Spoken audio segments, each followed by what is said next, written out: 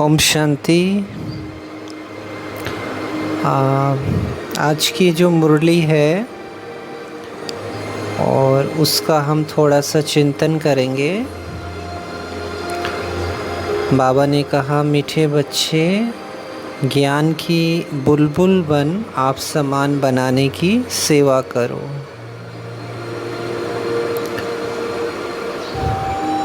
जांच करो कि कितनों को आप समान बनाया है। याद का चार्ट क्या है? याद का चार्ट के लिए कहा और ज्ञान की बुलबुल। और बाबा ने निमित्त कहा है ना हम बच्चों को, तो हम बच्चे औरों को कितना बेस्ट बना सकते हैं, कितनों को हमने बनाया है।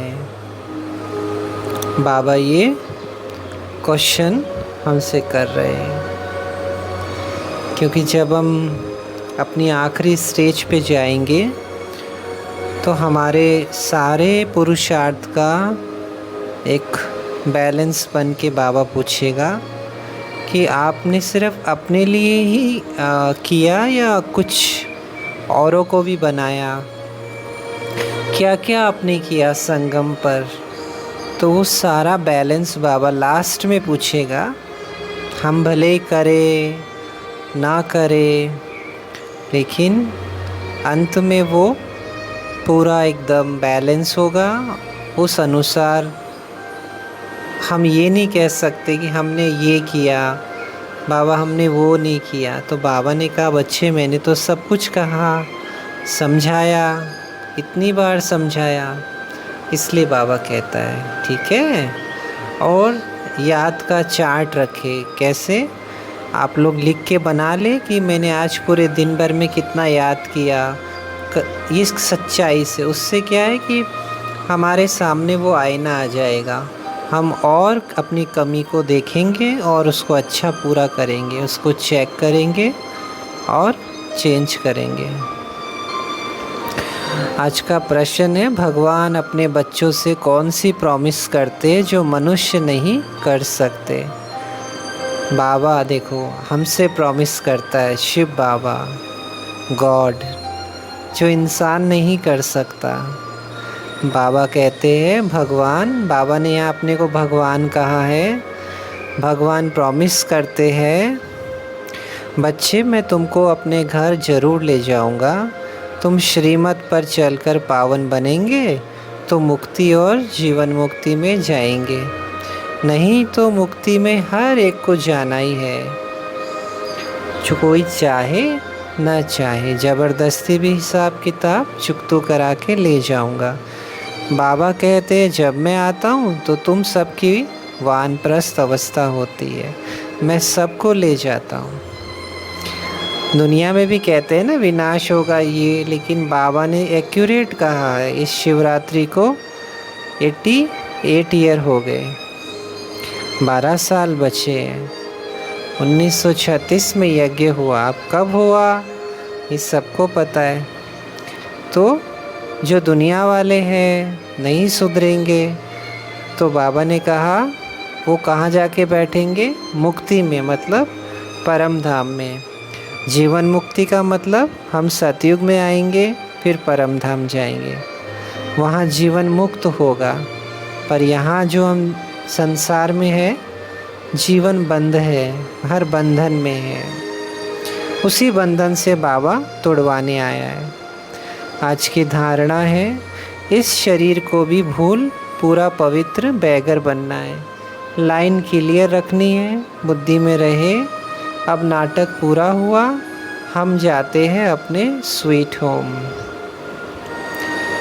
इस शरीर को भी पूरा भूलकर बैगर बनना है। अभी तो बहुत कुछ हमारे अंदर फंसा हुआ है, ये खुद को सब बच्चों को पता है। लेकिन जितना ईमानदार रहेंगे, सच्चा रहेंगे, उतना इजी रहेगा पुरुषार्थ। दूसरा, पढ़ाई के हर कदम में पदम है। इसलिए अच्छी तरह रोज पढ़ना है। अच्छी तरह बाबा ने कहा, सब पढ़ रहे हैं लेकिन अच्छी तरह। देवता घराने का भांति बनने का पुरुषार्थ करना है। अपने आप से पूछना है कि हमें अतीन्द्रिय सुख कहाँ तक भासता है, खुशी कहाँ तक रहती है।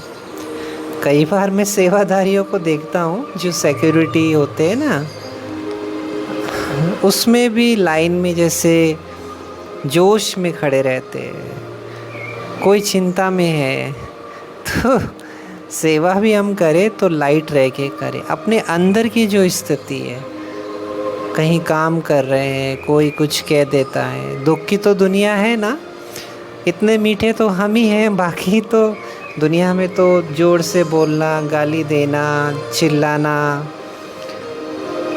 तो हमें लगता है हम कहाँ आ गए। लेकिन हमें अपने मेंटल स्थिति को अच्छा रखना पड़ेगा, तब हम अतीन्द्रिय सुख में रहेंगे। क्योंकि हमें पुरुषार्थ करना है, देवता बनना है। आज का वरदान है, बुद्धि के साथ और सहयोग के हाथ द्वारा मौज का अनुभव करने वाले खुश नसीब आत्मा भव। जैसे सहयोग की निशानी हाथ में हाथ दिखाते हैं, ऐसे बाप के सदा सहयोगी बनना। यह है हाथ में हाथ और सदा बुद्धि के साथ रहना, अर्थात मन की लगन एक में हो। सदा यही स्मृति रहे कि गॉडली गार्डन में हाथ देकर साथ साथ चल रहे हैं। देखिए कितने ऐसे शब्द, इतने प्यारे प्यारे शब्द बाबा लेके आता है। इससे सदा मनोरंजन में रहेंगे, सदा खुश और संपन्न रहेंगे। ऐसे खुश नसीब आत्माएं सदा ही मौज का अनुभव करती रहती है। इसका चिंतन कीजिएगा। खाली फ्लैट मुरली सेंटर पे सुन लिया, उसका चिंतन कीजिए। उसके बाद सुन लिया, सेंटर पे भी सुन लिया अच्छे से, फिर वापस चिंतन करें। हम चिंतन नहीं करते ना, क्योंकि निश्चय होगा तभी तो करेंगे, प्यार होगा तभी तो करेंगे। तो जब बुद्धि में ये बातें रहेगी तो वो बातें परेशान नहीं करेगी। और जो बोर हो जाते हैं, वो कौन बोर होते हैं बाबा की मुरली से? कि वही तो बार बार रोज वही तो ऐसे शब्द कौन कहते हैं। कोई कहता है ना, मीठे बच्चे, किसी ने बोला कि मीठे मत बोलो नहीं तो डायबिटीज़ हो जाएगा। करेला, मतलब ऐसा शब्द तो ऐसे कौन बोलता है? जो ज्ञान की गहराई को, बाबा के प्यार को, रेस्पेक्ट को, मतलब अच्छा बनने के लिए, मीठा बनने के लिए भी हमारे ऐसे पुराने संस्कार हैं जो हमें बनने नहीं दे रहे। गुस्सा, ईगो, जेलसी, तेरा मेरा, मतलब फिर भी हम बदल नहीं पा रहे। कई बदल रहे। वक्त बदलेगा, बाबा ले जाएगा। प्यार से चलेंगे तो रेस्पेक्ट मिलेगी। इसलिए बाबा हर धर्म की आत्मा को मैसेज गया है। हर धर्म की आत्मा बाबा का बच्चा है। एवन किसी भी धर्म में देख लो, कोई ये ना कहे कि बाबा हमें परिचय नहीं दिया। इस समय की गहराई को, इस प्यार को अनुभव करें। अच्छा स्लोगन है, दुआओं का खाता जमा करने का साधन है संतुष्ट रहना और संतुष्ट करना। देखिए संतुष्ट कौन होगा? जब आप किसी से लड़ेंगे नहीं, जब आप किसी को किसी की कमी जोर से नहीं बोलेंगे। मैं तो संतुष्ट रह कैसे सकते हैं? एक तो किसी को बदलने की कोशिश ना करे, शुभ भावना रखे, कोई सुने समझे, आपको रेस्पेक्ट दे, बदले।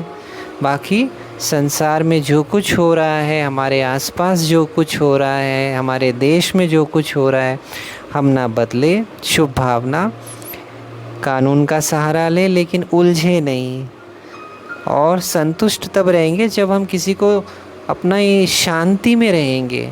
कोई भी बात, कोई भी कर्म करे, लेकिन अपनी रॉयल्टी, अपनी शांति, अपनी देवी गुणों में रह के हर कर्म करेंगे तो लोग एक चीज़ ज़रूर बोलेंगे कि थोड़ा इससे डिफरेंट है। वो संतुष्टता ही दुआ है। बाकी तो हर इंसान में कोई संतुष्टता कमियां निकाल लेते हैं। ठीक है, तो ओम शांति, बाबा यही कहना चाहता है।